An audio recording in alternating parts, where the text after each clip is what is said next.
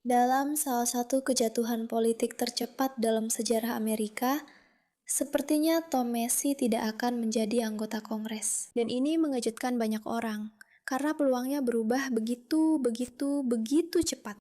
Sampai di sana, bro. Lihat ini. Peluang bahwa Macy benar-benar menjadi calon GOP Distrik 4 Kentucky, peluang itu telah turun drastis selama 10 hari terakhir menurut pasar prediksi cash break. Lihat ini. 10 hari yang lalu angkanya 71%. Lihat di mana angkanya sekarang. Sekarang 44%, jadi peluangnya lebih besar kemungkinan daripada tidak meskipun sangat tipis. Sangat tipis bahwa Macy memang akan kalah. Tapi sekali lagi, kita harus menunggu dan melihat suara yang masuk dan dihitung karena ini sangat ketat. Tapi kapanpun seorang anggota Kongres petahana kalah, berarti dia telah melakukan sesuatu yang sangat salah di mata para pemilih.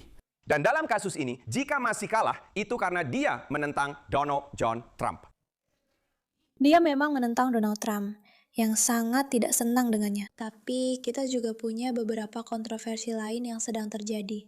Seperti skandal yang melibatkan mantan pacarnya. Mari kita lihat apa yang dikatakan Donald Trump tentang Tom Macy, karena menurut saya itu akan memberi Anda semua yang perlu Anda ketahui tentang siapa orang ini.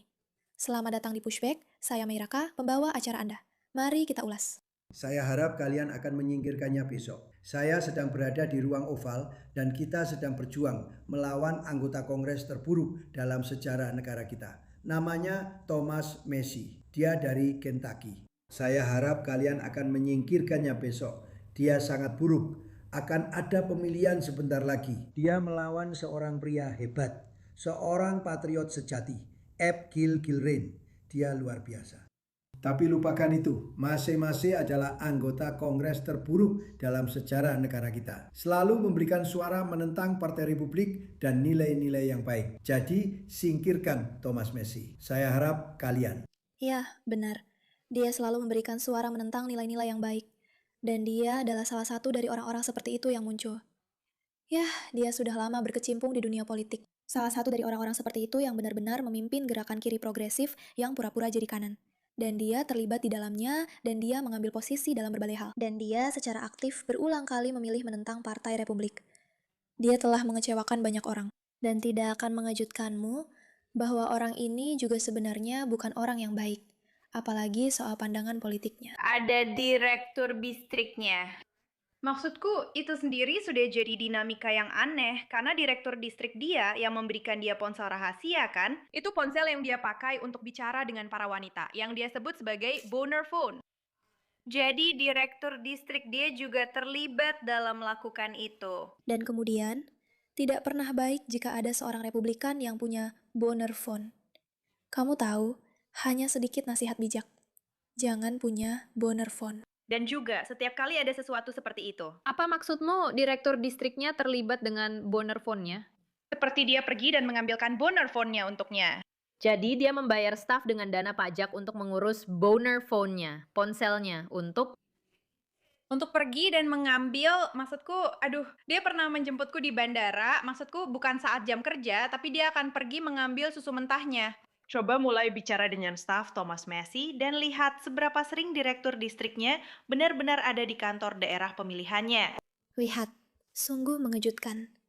Seorang pria menyalahgunakan kekuasaannya. Maksudku, siapa yang bisa menduga itu akan terjadi? Maksudku, sebenarnya orang-orang Kelsey sangat memperhatikan hal ini. Dan teman-teman, aku benar-benar merasa ini sangat menarik. Jadi, ini adalah Thomas Macy. Thomas Macy, Thomas Macy, Thomas Macy, Thomas Macy. 70, 80, 70. Boom, turun menjadi 43%. Penurunan yang gila banget. 10 Mei benar-benar penurunan yang gila. Dan aku rasa sekarang, atau saat video ini tayang, kita mungkin sudah dengar kalau Abe kemungkinan jadi calon baru. Tapi serius deh, kalian pernah lihat yang seperti ini? Ini benar-benar anomali politik total. Ngomong-ngomong, Kalshi mensponsori episode ini. Jadi, pastikan untuk mengunduh aplikasi Kalshi dan gunakan kode Mira untuk mendapatkan potongan $10 saat kamu bertransaksi sebesar $10. Kalshi itu KALSZHI. Pasang uangmu sesuai prediksimu. Itu adalah sistem pemungutan suara yang sama yang digunakan, pasar prediksi yang sama yang kita lihat di video pertama untuk menunjukkan betapa cepatnya segalanya berubah. karena memang benar-benar telah berubah secara luar biasa. Oke, jadi mari kita lihat apa lagi yang terjadi di sini. Mari kita baca tentang pacarnya. Cynthia West menuduh anggota DPR Thomas Massie menekannya untuk melakukan tindakan seksual dan diduga memecatnya setelah dia menolaknya. Dia juga mengklaim bahwa Massie kemudian menawarkan uang tutup mulut dan perjanjian kerahasiaan agar dia tetap diam, dengan keluhan resmi yang dilaporkan diajukan pada tahun 2025. Sekali lagi, tidak mengejutkan. Seperti yang sudah saya bilang, itu sangat intens, sangat cepat. Dia ingin melanjutkan ke tahap berikutnya dengan sangat-sangat cepat. Akhirnya saya mendapatkan cincin janji. Kami menghabiskan banyak waktu bersama saat saya tidak bersama anak-anak saya, karena jadwalnya seminggu bersama, seminggu tidak. Jadi kami selalu, kamu tahu, ngobrol dan berkirim pesan.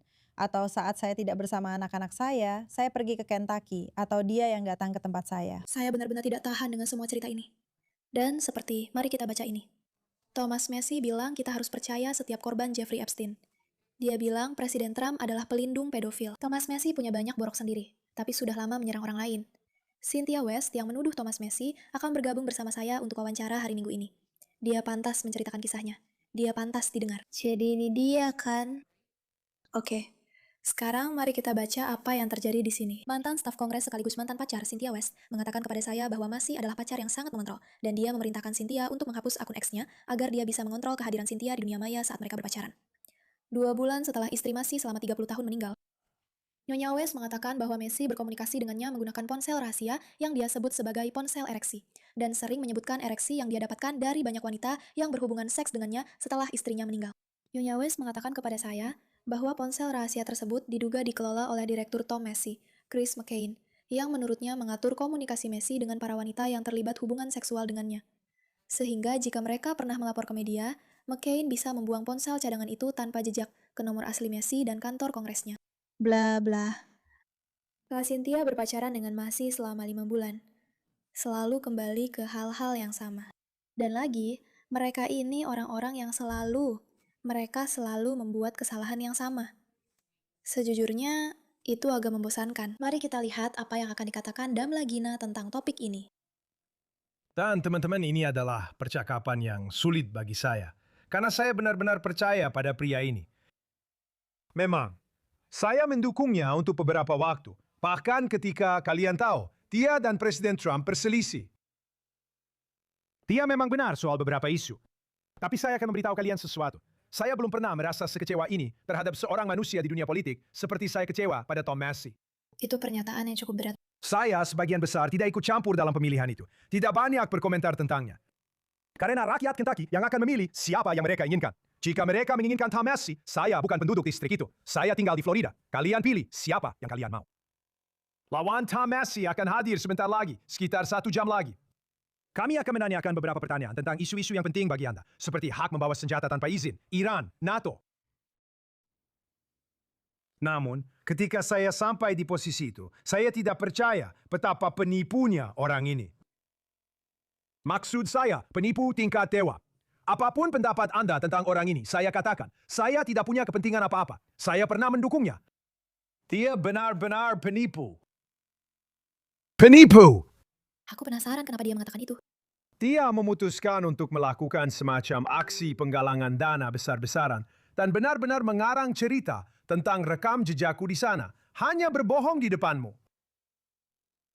Aku sudah beberapa kali mencoba mengajak orang ini datang untuk memberinya penjelasan tentang sebuah kasus yang terus dia bicarakan di Twitter yang, omong-omong, menyebabkan masalah serius. Dan kupikir dia percaya pada proses hukum yang adil. Katanya dia seorang libertarian, tapi dia malah ingin mengadili sebuah kasus di X. Dan dia tidak melakukannya. Saya ada di sana dari bulan Maret sampai Januari tahun ini. Kamu tahu berapa kali dia datang berkunjung dan bertanya tentang kasus-kasus ini, meskipun sudah ditawari berkali-kali. Kasus-kasus yang terus dia bicarakan, padahal sebenarnya kami bisa memberitahunya. Nol. Dan tidak ada yang akan dia katakan padamu. Semua jawaban omong kosongnya, catatan komunitas palsunya, itu semua hanya pengalihan dari kenyataan bahwa dia tidak mau mengakui hal itu. Dia sudah ditawari pengarahan rinci dengan batasan tertentu tentang masalah-masalah ini. Tapi dia hanya membual di X untuk menyerang Presiden Trump dan yang lainnya, serta proses hukum. Sebenarnya bisa langsung dijelaskan kepadanya, tapi dia memang tidak mau melakukannya. Gila juga yang terjadi. Mari kita lihat, apakah hasilnya sudah keluar? Apakah dia menang? Apakah dia menang? Atau dia kalah?